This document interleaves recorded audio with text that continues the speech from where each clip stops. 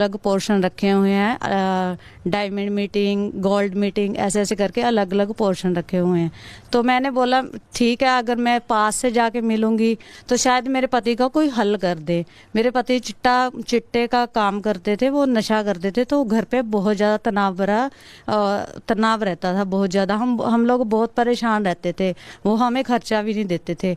तो उसके बाद फिर मैं उनके संपर्क में आई थी। उसके बाद जब उन्होंने मुझे फ़ोन करके बुलाया, फिर मतलब कि ऐसे रूटीन चलता रहा 6 महीने। मतलब कि वो बुलाते रहते थे अपनी पर्सनल, 63 सेक्टर में बुलाते थे, वहाँ उनकी पर्सनल मीटिंग होती थी। वो फॉरेस्ट वाले का फ्लैट था जहाँ वो पर्सनल मीटिंग रखते थे उनको रेंट पे लेके। उसके बाद एक दिन ऐसा हो, उन्होंने अपने मुझे झांसे में लिया हुआ था। उन्होंने मुझे बोला हुआ था, अब तुम हमारी मिनिस्ट्री में आ गई हो, हम तुम्हें अपनी मिनिस्ट्री का प्रधान बना देंगे और हम तुम्हें यूके वाली मिनिस्ट्री दे देंगे और तुम्हें यूके भेज देंगे। तो मैं उनकी बातों में आ गई। ऐसे झांसे का क्या मतलब है, मतलब कैसे झांसे में दिया? उन्होंने सर मुझे लालच दिया ना कि तुम्हें हम यूके भेज देंगे, यूके भेज देंगे, तुम्हारा पासपोर्ट बना हुआ है, तुम और भी हमें बंदे ला के दो जिनको हम फौरन भेजेंगे। किस चीज़ के लिए फौरन भेजेंगे? यही मिनिस्ट्री चलाने के लिए सर। अच्छा, ठीक। हाँ जी, पीबीएस में जो भी मिनिस्ट्री का नाम है वो चलाने के लिए हम तुम्हें यूके भेज देंगे। ठीक है। फिर उसके बाद क्या हुआ? उसके बाद एक दिन ऐसा आया, जैसे मैं विश्वास करती थी उन पे, मैं तो उनको गुरु मानती थी ना। अब उनके मन में क्या था क्या नहीं था वो मुझे नहीं पता था। उन्होंने मुझे एक दिन बुलाया, शाम को करीब 6 बजे बुलाया, और मैं कैब बुक करके जैसे रूटीन में पहले जाते थे वैसे चले गए हम। उसके बाद क्या हुआ, मैंने वहाँ जाके रूटीन की तरह चाय पी, और उसके बाद मुझे कुछ नहीं पता, उसने मेरे साथ गलत किया और मुझे इस चीज़ का बिल्कुल भी मतलब कि था नहीं, और मैं बेहोश थी। मैं घर खुद भी नहीं गई। उसके बाउंसर मुझे छोड़ के आए थे। मैंने जब एक औरत के साथ गलत होता है ना, तो उसको पता लग जाता है कि उसके शरीर के साथ छेड़छाड़ हुई है।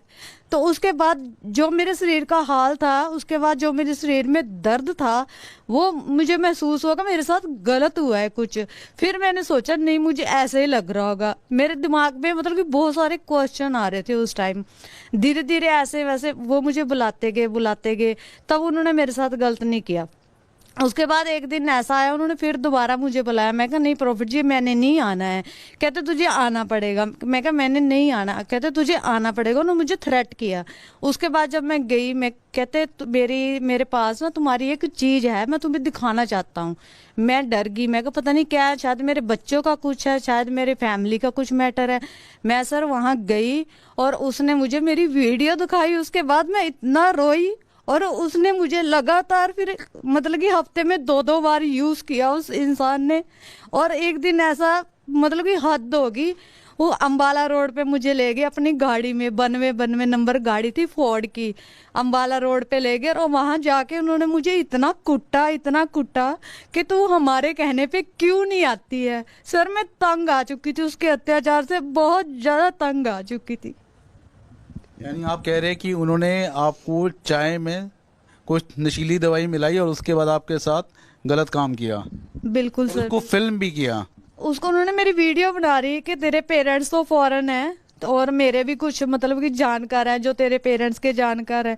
उसके बाद मैं तेरी फॉरेन जाके वीडियो लीक कर दूंगा, तेरी फोटोज मैं अपलोड कर दूंगा इंटरनेट पे। और सर इसने किया भी, इसने गलत साइडों पे मेरी फोटो डाल दी। 2019 में इसके ऊपर पर्चा दर्ज हो रखा है चंडीगढ़ में।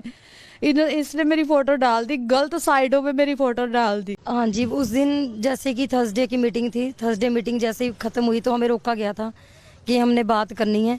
तो जब सारा स्टाफ वहाँ पे बैठा था और वहाँ पे वो कुछ बातें ऐसी थी जो सही नहीं थी, और उस जो लड़के के जैसे सबसे पहले जो थप्पड़ मारा गया, तो वो लड़के की कुछ ऐसी बातें थी जो वो वहाँ पे रख रहा था, और मैं और मेरी बेटी भी वहाँ बैठी थी। तो ऐसी बात में वो गुस्सा हो रहे थे कि ऐसी ऐसी बातें हैं, तुम ऐसे उसको रोक रहे हो, यहाँ से चर्च में आने से रोक रहे हो। तो जब उनको थोड़ी से हाइपर हुए तो उन्होंने कोई वहाँ पे कॉपी वगैरह पड़ी थी, वो भगा के मेरे फेस के ऊपर मारी। वो और मेरी बेटी मेरी गोदी में थे और मुझे लगा मेरी बेटी के लगाए। तो फिर मैं उठ के गई कि आप मुँह से बात करो, आप ऐसे हाथ क्यों उठा रहे हो। तो उसके बाद उससे पहले ही वो उस लड़के के भी थप्पड़ मार दिया था। तो वो चीज़ के लिए अभी तक तो हम शांत बैठे थे। तब जब उन्होंने मेरे मारा तो फिर मैं खड़ी होगी कि अगर आपने बात करनी है तो फेस टू फेस बात करो। तो उन्होंने मेरे थप्पड़ मारा, मेरा गला घोटा और मेरे मुंह पे मुक्का भी मारा। मुझे चुप भी कराने की कोशिश करी और मुझे बोल रहे तू यहाँ से चली जा, ये कर ले वो कर ले, तू मुझे बदनाम कर रही है, ये चीज़ें सारी कुछ हुई। और उसके बाद जब मेरे से गुस्सा उनका खत्म हो गया फिर वो उस लड़के को मारा, काफ़ी मारा उसको। कब से आप, कैसे आप उनके संपर्क में कैसे आए थे? ऐसी जैसे कि हम वहाँ पे हम थोड़ा परेशान थे तो वहाँ पे गए हम जब, तो वहाँ पे जैसे वहाँ पे प्रार्थना होती थी तो हमें थोड़ा अच्छा लगा।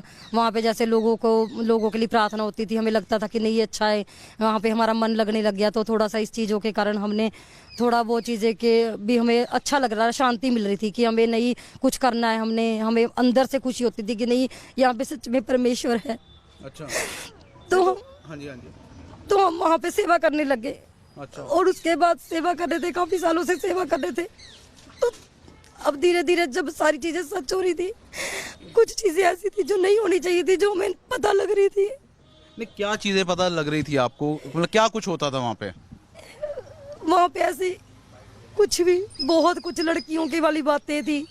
और जब उनको टॉर्चर किया जाता था, अगर कोई आवाज उठा जाता तो उसके साथ मारपीट होती थी कि मेरे खिलाफ नहीं तो बोल सकती, मैं तेरे बच्चों को उठवा दूंगा। क्योंकि जब मेरे साथ भी हुआ मेरे को भी धमकी दी। इस संडे भी उन्होंने वेदी पे खड़ के बोला तू भी दवा हो जाएगी। और मेरे हस्बैंड के लिए लड़कियां प्लान कर रहे मास्टर्स के लिए। हमने आना नहीं था, बट हमें बहुत मुश्किल से हम हिम्मत करिए, आवाज करें। यानी आपको वहाँ पर धमकाते हैं और लड़कियों के साथ छेड़खानी करते हैं? हाँ जी, बहुत कुछ ऐसा हो रहा है जो गलत है, जो परमेश्वर की ओर से नहीं है। क्योंकि लोगों के भावनाओं के साथ बहुत कुछ किया जा रहा है, बहुत कुछ किया जा रहा है जो सही नहीं है और इमोशनल हिट किया जाता है।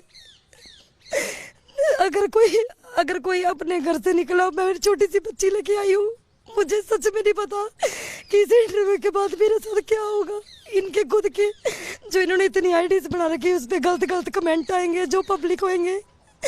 क्योंकि हम भी समाज में रहते, बहुत कुछ सोचना पड़ता है, बहुत कुछ। हाल ही कोर्ट में पास्टर बजिंदर सिंह की पेशी हुई है। आपको बता दें कि पादरी अपने समर्थकों के साथ कोर्ट में पेश हुए हैं। 2018 रेप केस का मामला बताया जा रहा है। तो वहीं आप मौके की तस्वीरें देख पा रहे हैं जहां पर पुलिस कर्मियों के बीच पास्टर बजिंदर सिंह घिरे हुए नजर आ रहे हैं। चेहरे पर मास्क लगा हुआ है और उनकी झलक साफ दिखाई दे रही है। आपको बता दें कि कोर्ट की ओर से बार बार पास्टर को पेश होने के लिए बुलाया जा रहा था, पर वह कोर्ट में पेश नहीं हो रहे थे, जिसके चलते कोर्ट की तरफ से गैर जमानती वारंट जारी किया गया है। अब उनकी पेशी 28 मार्च को होगी।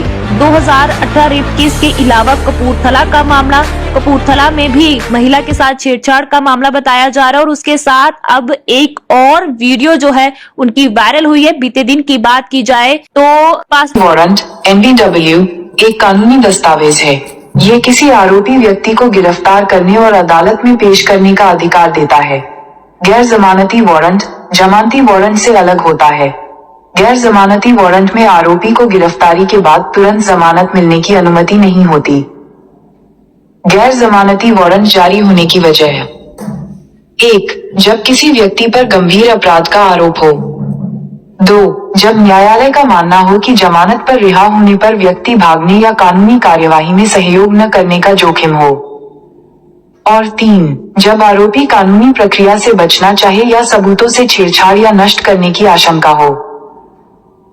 गैर जमानती वारंट जारी करने का फैसला अपराध की प्रकृति, आरोपों की गंभीरता, अभियुक्त के भागने की संभावना, अन्य प्रासंगिक कारकों के आधार पर किया जाता है।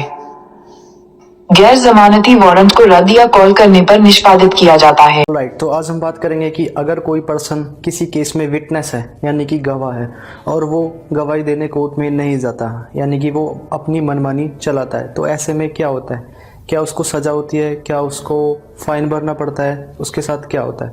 So let's start it.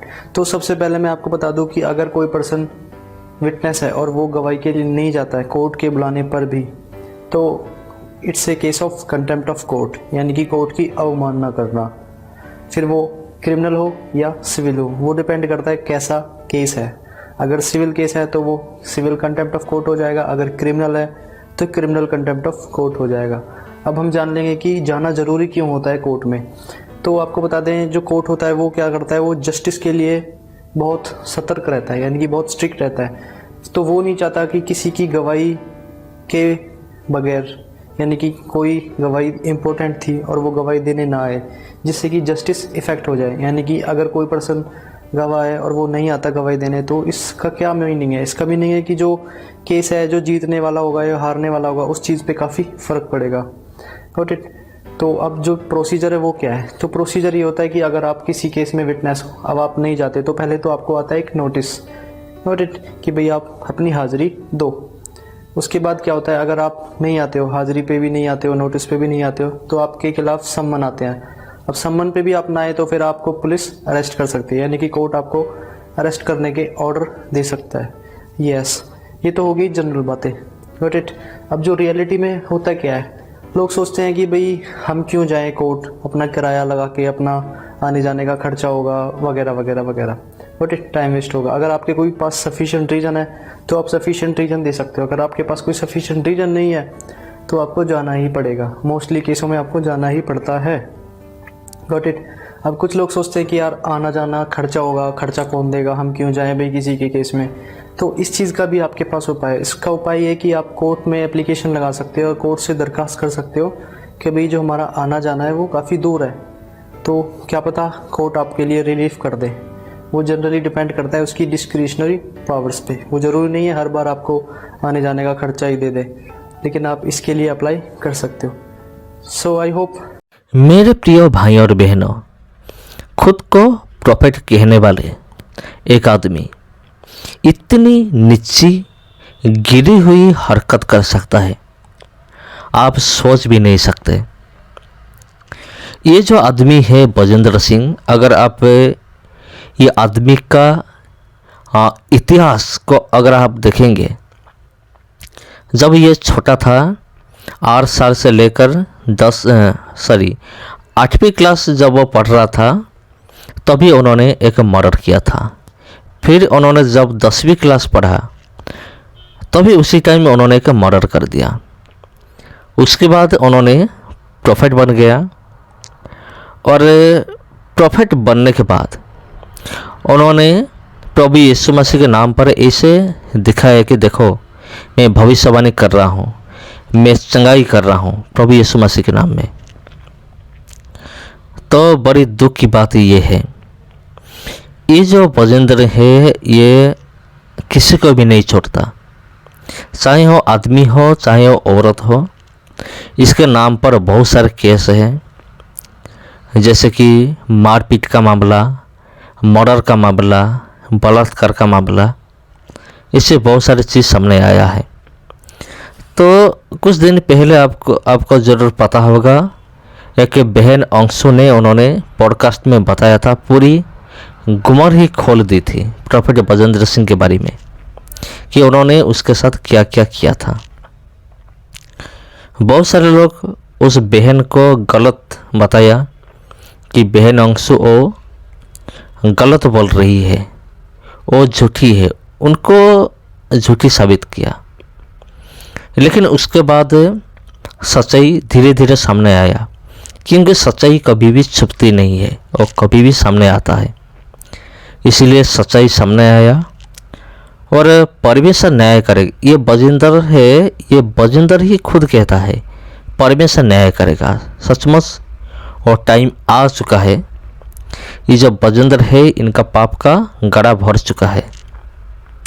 अभी परमेश्वर उनका काम करेगा। हमारा काम है, हम सिर्फ वो जो न्यूज़ है न्यूज़ के दिखाना हमारा काम है। लेकिन अभी टाइम आ चुका है, परमेश्वर काम कर रहा है। तो मेरे प्रिय भाई और बहनों, अभी भी अगर आपको लगता है बजेंद्र सही है तो मेरा कोई मतलब नहीं है। अगर आप नरक जाएंगे या स्वर्ग जाएंगे तो मुझे क्या मिलेगा? पवित्र धर्मशास्त्र कहता है तुम अलर्ट करो, दूसरों को सतर्क करो। तो मेरा काम ये है आप लोगों को बोलना। इतने सारे सबूत सामने रखने के बाद अगर कोई कहता है कि फिर भी बजिंदर गलत है, बजिंदर सही है अगर कोई बोलता है तो उसका मतलब ये हो सकता है कि उन्होंने अच्छी तरह से पैसा खाया होगा बजिंदर से, तभी वो इस तरह से बात वो कर रहा है। तो देखिए बजिंदर सिंह कैसे बलात्कार करता है और कैसे लड़कियों का वीडियो बनाता है और जाकर गलत साइट में वो अपलोड भी करता है। इस तरह का नीची हरकत कौन कर सकता है, आप ज़रा सा सोचिए। तो मेरे प्रिय भाई और बहनों सबको जय माता की। आज के लिए इतना ही, फिर मिलते हैं अगले वीडियो में।